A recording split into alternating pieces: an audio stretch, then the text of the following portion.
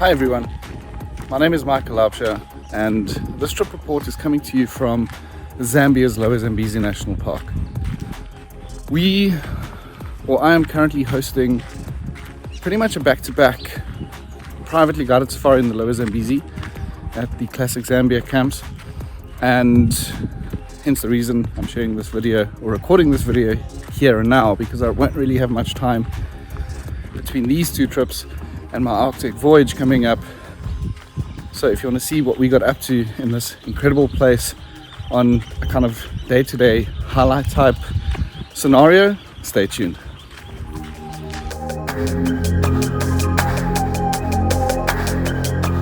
So welcome to Kutali camp. On both private safaris we'll be spending nights here as well as a few nights at Chula Island camp, which is slightly further west. Now this is a beautifully set up camp along the banks of the mighty Zambezi River. Behind me is obviously my room, very open, very spacious, with a great view of this river. And then all the way down the bank we have a few rooms down this way. Between our rooms and the eastern or the western side bank rooms is the main area, and such a perfect location underneath these beautiful winter thorn trees. It is a destination and a camp that is something I always look forward to returning to. Now, as I'd mentioned, I'm going to give you a day-to-day type update as to what we got up to during these two private safaris.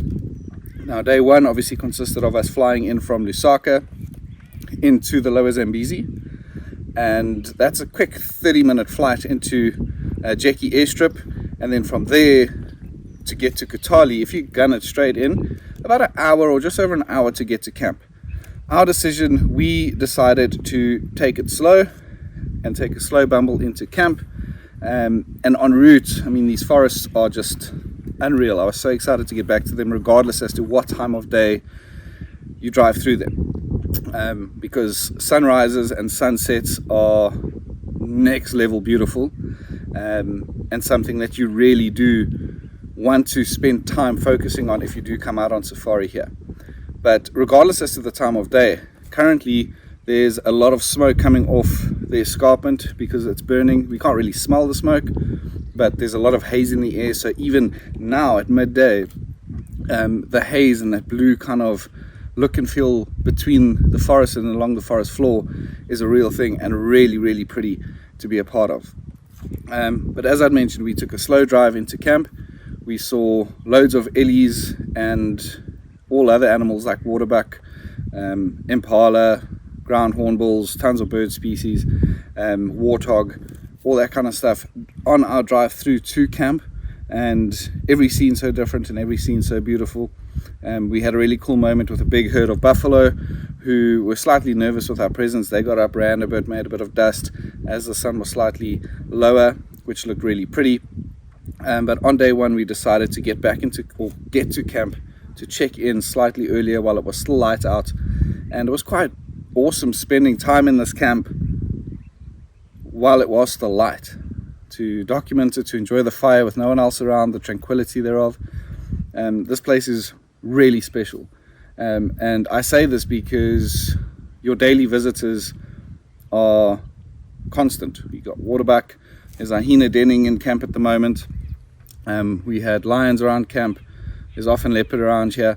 But the great thing about this camp is you get big elephant bulls that come and feed under these winter thorns every single day. And they come and disturb lunches. And what I mean by disturbing lunch is they'll ensure that your lunch gets cold, because you obviously want to get up, photograph them, take videos of them, and spend time documenting them as they're walking through camp. But the forests around this camp, this camp is situated underneath these winter thorn forests. Photographing these animals in this forest is something that we also take great advantage of, because you get these cathedral-like looking photograph as these massive animals walk towards you, and you at a low angle photographing them.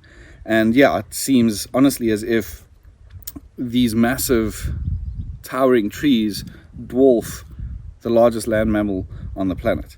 So really a great place to spend a couple of nights, because the safari just never ends day or night. Speaking of days, let's move on to day 2. Yet another beautiful day. Every day out here is stunning, and regardless as to what you see or what you do, but we had particular plans. We went out in the hopes that we got an update that there's a dog moving. We chased and raced that way to find this wild dog, but it had disappeared. It was full moon, and it slowly started going into a new moon phase. Nights are darker, dogs were changing their behavior, and eventually they're going to get back into their morning routines and hunting in the morning. But we went out there, missed it, so fairly quiet start to the morning. But then we found a leopardess slightly further east of our camp. She was just laying flat, relaxing, and eventually we decided to come back to camp. But that was set for our afternoon plan, which was day 2's highlight. We went there to look for her, didn't find her. We left, thought maybe we can try and find the dogs hunting, and 10 minutes away from where this leopard sighting was earlier that morning, we got a call from a guide saying this leopard is here, come back, it's chasing a young baboon. So we raced straight back into this area, and then there was this Mickey Mouse game between a leopard and this young baboon. Up one tree, down the other, switching trees, up and down, zigzagging. It was crazy until this leopardess changed her tactics. She went and laid low, camouflaging in and amongst the brush, but keeping her eyes locked on this little baboon. This thing was in panic stations, jumped from tree to tree eventually, and after probably about a 45-minute to an hour wait watching this all unfold, this little baboon jumped because it could see its troop. It was calling, they weren't coming back to help, and this thing hit the ground and started running. And this is when this leopard took chase and just bolted, and it happened so quickly. We could barely document this. We started up our vehicles, raced there to see what had happened, and as we came around the corner, she was on top of this baboon, killing it. As it kind of you can't really say took its last breath because the leopard had her, but as it died, she let go and walked under the cover of a mahogany. This leopard lay there and rested, and all the other vehicles kind of lost interest and just disappeared. We decided to stay put, and we sat there for about another hour or so, and eventually this leopardess came out of this mahogany tree, walked to this little baboon, eventually picked it up, turned towards us. It was such as sad as it was, great photographic opportunity because it's just so rare, so unheard of, and kind of a unique moment to be a part of. And then walked and started feeding on this baboon under that very same mahogany, which we then did not stick around for. It was already dark. We went to go celebrate, had a sundowner, and came back into camp. The next day our plan was lion. There's a lot of lion movement around Kutali at the moment. One of the females are lactating, she's got cubs, and we decided we're going to track these cats. It was a long quiet morning of tracking, didn't really find them, and the last road we decided to take, I spotted them sitting under this thick croton area, and they had killed a waterbuck. So it was cool to sit and watch. One male was feeding. There were 2 males, 2 cubs, and 2 females, but only the one male was really giving us a show, eating and feeding on this waterbuck. But while this was happening, a massive male elephant bull came behind our vehicle and started feeding on a winter thorn right behind us. Brian and I then turned, because he was stretching up, we turned to photograph this, and he suddenly stood up onto his back legs, which is not all too common in the Lower Zambezi. We freaked out. We couldn't even get a word out when that all happened. But then we decided we'd spent good time with the lion, let's keep following this elephant bull, which we then did throughout the rest of that morning. He was standing, yes, we watched him probably stand another 5-6 times throughout that morning, so really special, and it gave us ample time to photograph, to video, and also just to enjoy the sighting. From there, had our morning coffee and went back into camp. Our afternoon discussion and that plan and highlight of that afternoon was just ridiculous. We wanted to photograph forests and anything within it at sunset, but also kind of staging and making the scene possible for us in creating dust and racing along a road and letting that light filter through the trees and just illuminate that dust that was hanging in the air. We were super lucky that at a fairly open part of the forest, right on the edge, we had an elephant bull walking, and we didn't even have to zigzag and race up and down. We literally just turned a corner along the road, off the road, got out the vehicle, sat down and photographed the scene, and it was jaw-dropping. That's the only way I can explain it. It was probably one of the most beautiful elephant scenes I think I've ever been a part of. That was really something truly special on that day, and of the stay as a whole. And then we also got waterbuck and baboon and all other things in the forest that afternoon, buffalo herds, but that particular elephant sighting was just off the charts. And we did that because we knew that on day 4 our morning plan was going to be shoot to the dogs. By now they should be in their proper routines of coming out, or this was our thought, coming out in the mornings to go and hunt. We went out there on the morning of day 4, and sadly we weren't lucky. We didn't get to see the dogs on that morning. But while sitting there, as mentioned a bit earlier, there's a lot of smoke coming down from the escarpment. That particular morning was very heavy, very thick, dense layer of smoke moving through the valley floor, and with that made for also really cool picturesque type moments. We had an elephant walking towards the tree line across the floodplains, and filming that and documenting that alone made for a really eerie, cool looking moment, and really made sitting in those floodplains for as long as we did so worth it. And then later on that afternoon, which is actually this afternoon, we're heading out onto that river on the boat just to break up the vehicle bound safari somewhat, and we're going to zoom up and down the Zambezi river to see what we can find out there, because this is our last afternoon, and then from tomorrow onwards we make our way to Chula Island camp. So stay tuned for Chula Island, and we'll see you all there. Cheers. So our transfer day from Kutali to Chula was probably one of the best game drives I've ever done in my life. We woke up nice and early, as we always did, had bags packed and ready to depart for Chula. Heard lions roaring as we were enjoying our coffee and our breakfast around the fire. Our plan was to target dogs, seeing that we hadn't had any dog sightings as of yet. So we targeted dogs, made our way out nice and early, and en route we said, well, if we bump the lions we can spend some time, which we then did. We found 2 males and a female in this kind of haze-filled forest. We decided, well, let's maximize this opportunity.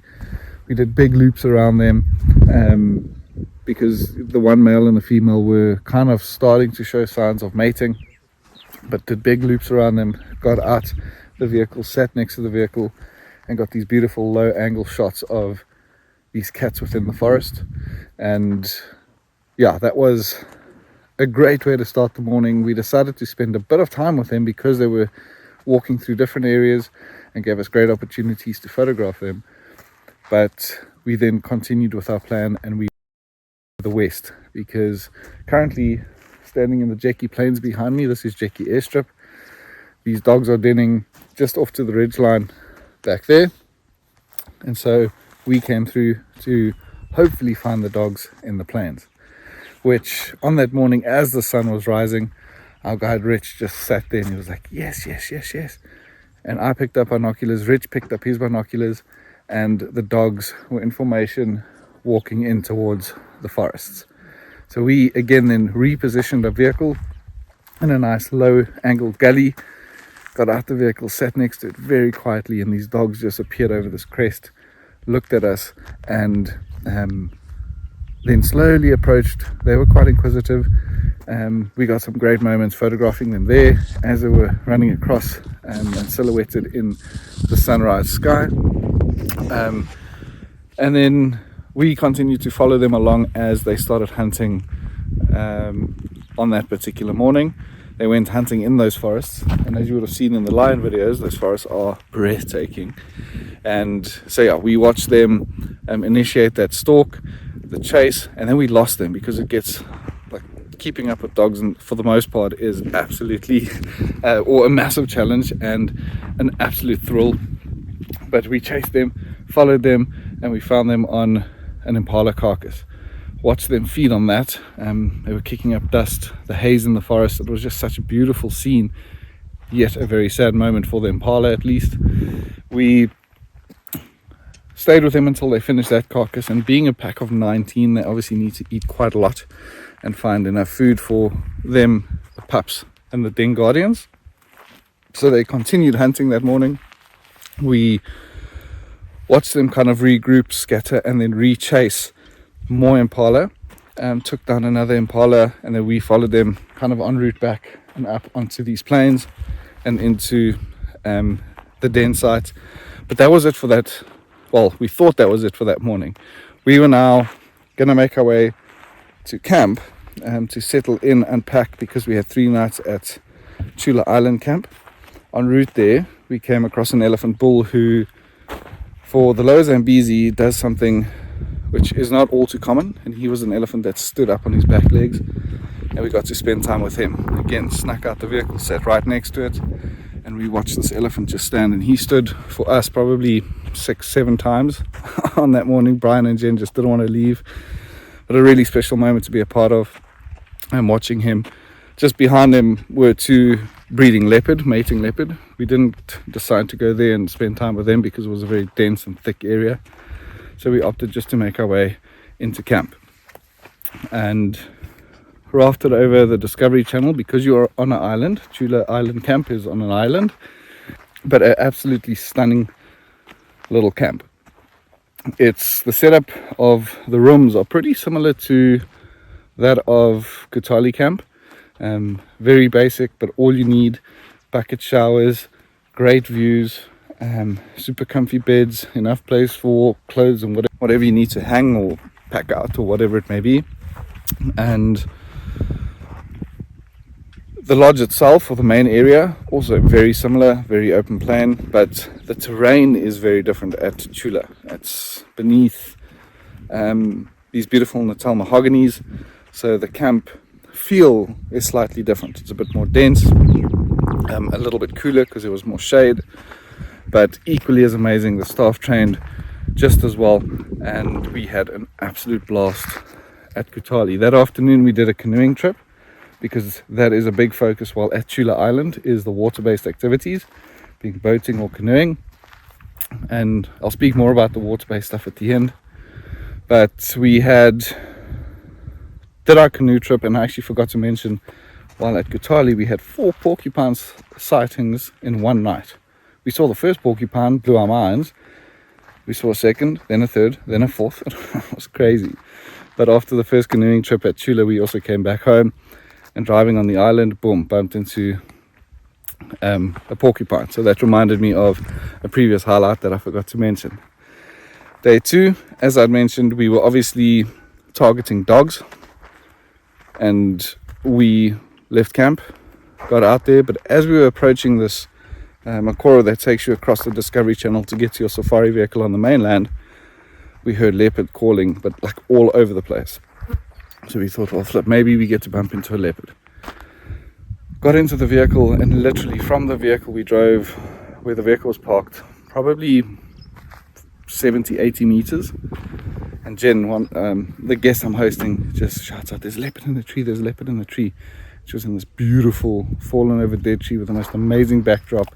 The sky was filled with pinks and blues and magentas as the sun was rising. This cat walked out the tree, and it was a really cool moment. But she was calling, there was leopard calling around us. We left, again, planning to get to the plains to be with, or to try and find the dogs. And as we came around the corner, and from where this first leopard was found, probably 100, 200 meters, we found another leopard. And because impala were alarm calling and going absolutely crazy, and this leopard kept walking a few feet, marking territories, looking back to where we just came from, where that other leopard was calling, and spent great time with her. She was up on the termite mound, and eventually, as she was moving her way into Thickamopani, we decided we're going to leave her be. And that was that morning and that day's hype, because that afternoon we did boating, and then day 3 was also a pretty manic one. The morning started slightly slow. We came out again, and you guessed it, looking for dogs. We found one dog, which was quite strange, but we had him at sunrise. We got beautiful photos of the sunrise and him and this blue sky, and he ran off into the forest. he found a carcass which the dogs had killed the night before, which was strange. There was only one dog that came out. He then ran back to the den site, and we didn't have all too much action on that morning, but we then decided, well, we're going to go out on the canoes early. And we went early, and it was a banging canoeing trip. But went out on the canoes early so that we can get back into mainland and onto our vehicles to get to Jeki Plains to hopefully find the dogs coming out hunting that evening, which our guide Richard Njovu, who is an absolute legend out here, he hit the nail on the head there. We did our canoeing early, had great elephant encounters on the water, and like I said, I'll speak about that more.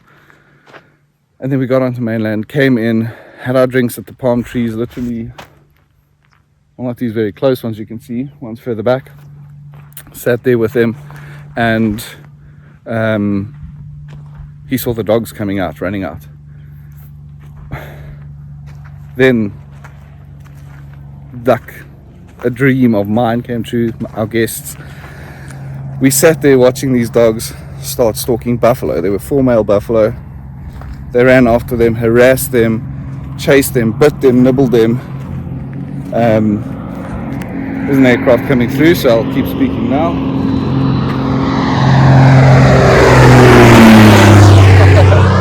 There you go, doing a bit of a flyby.